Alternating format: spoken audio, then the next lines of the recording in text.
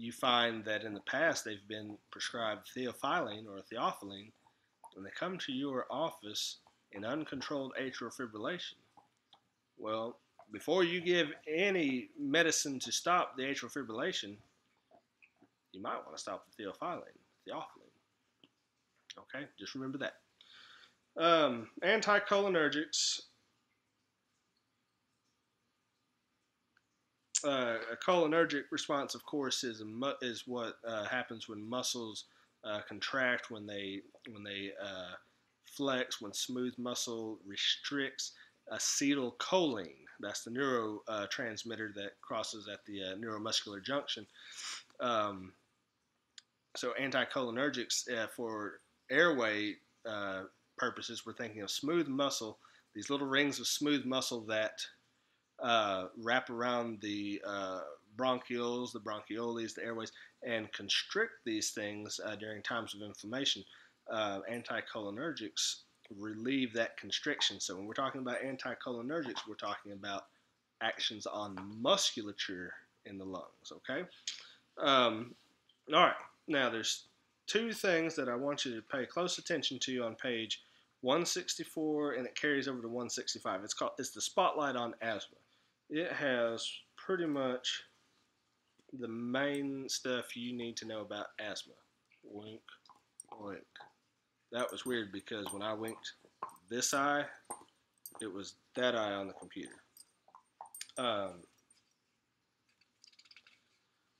So asthma, reactive airway disease, constriction and obstruction at the same time, mucus production, the smooth muscles are constricting the airways. It's a gigantic allergic reaction in your lungs, and you can't breathe. So beta adrenergics, quick acting for rescue, open the airways. Steroids are huge, inhaled, but mostly systemic. And that's kind of an emergency department sort of thing. You're going to be managing maintenance of asthma. Obviously, they're acute episodes. They're probably heading straight to the ER. However, these people may be in situations where they require steroids over time. Inhaled corticosteroids, Symbicort, Pulmicort, Advair, these sorts of things. They are, you've probably seen them before, these big disc-shaped things, and they have a powder in them, and you crank it up and suck it in. That's putting the steroid directly into the airway as opposed to a systemic. Now, with asthma and COPD alike, you may get into a situation where people do require systemic steroids for a short period of time or maybe indefinitely. And then in that case, most often we're talking about prednisone. Okay, so I would imagine you have a patient with asthma who's taking the usual updrafts, or not updrafts, the usual inhalers and other medications. I'm going to talk more about other medications here in a second. Still having some symptoms right now at springtime.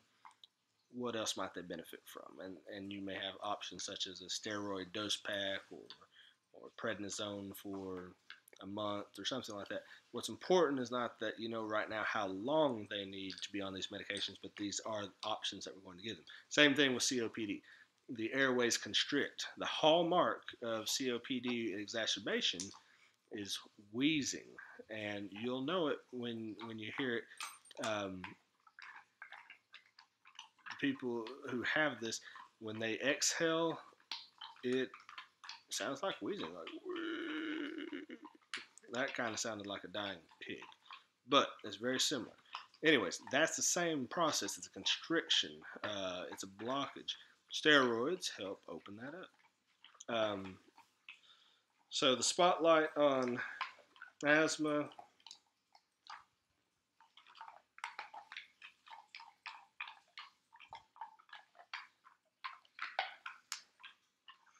And there's more on systemic oral steroids in 167. Like I said, the main thing about systemic steroids is they're probably necessary for short periods of time. Only in cases where, and basically with COPD, where symptoms are just not being managed, then they may be on them indefinitely. But we have to be careful with steroids. So short term, usually in tapering packs or intramuscular injections with a short acting and a long acting. Okay. So flip over to page 168. Same thing. Spotlight on COPD. Really covers what we want to do. Now, something else to consider with respiratory diseases, asthma and COPD alike. And I know I'm not talking about all the other respiratory diseases like pulmonary hypertension and cystic fibrosis and cavitary lung disease, things like that. Those are kind of out there things that you may encounter, you may not. Anyways, COPD and asthma, we're talking about a lot of mucus production, a lot of junk in the airways that needs to get cleared out. So always remember that green little Martian on television who's packing his suitcases around in your lungs and we're home, the Mucinex guy. Guaifenesin is a powerful mucolytic, and let me tell you, your patients will need it. Those secretions are going to be so thick, they're going to have such a hard time. And as they move up through the airways, they're not just going to come straight up. They're going to move, they're going to stop. They're going to move, they're going to stop. They're going to move, they're going to stop. So intermittently, you've kind of got some plugging there. So the mucolytics actually thin these secretions and help them come out more easily. So very important. I find, and this is just side information, something you'll learn in the future, I like regular Mucinex. I don't care about the Mucinex DM, the Mucinex this, the Mucinex that. There's a billion of them. Straight up Mucinex, 600 milligram tablet, 2 tablets twice a day for 5 up to 10 days. It will do wonders for them. You put that together. Let's take a COPD exacerbation. Here's a good example. In the hospital or in your clinic. It's wintertime. They can't breathe. They're wheezing. They're coughing.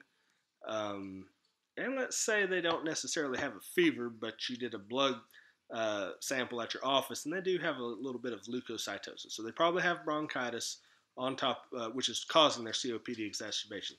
So this is a great opportunity for them to have steroids, mucolytics, combination bronchodilators, the nebulizer updrafts, and antibiotics. Now, antibiotics and COPD, because the B part of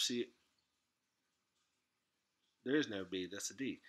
Anyway, that's what I meant to say. There is a B part of COPD, and it's chronic bronchitis. So, and you might say, well, my gosh, Dr. Faulkner, bronchitis is usually a viral thing. Well, I know that. And you do too. But what we're talking about here is these people are at a high propensity to develop pneumonia. And I'm a big, I don't know if fan is the right word because it's kind of a contradictory sort of thing, but I don't like using antibiotics at all unless I have to. Resistance is a huge problem, and we're still slinging them like it's the Wild West and it's a shootout. Here's some antibiotics. Well, some of those bugs are going to develop bulletproof vests. So, people with COPD, though, their lungs are in a compromised situation. They'll come back with pneumonia and they'll be intubated. So, antibiotics are appropriate for COPD exacerbations. Now, asthma, no.